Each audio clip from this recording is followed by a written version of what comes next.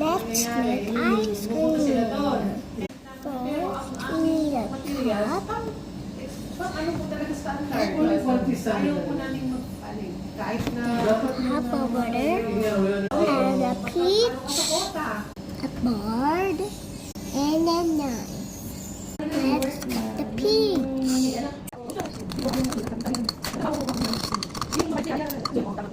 Let's cut more.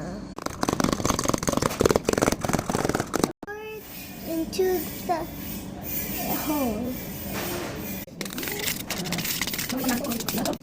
Now, let's cook it.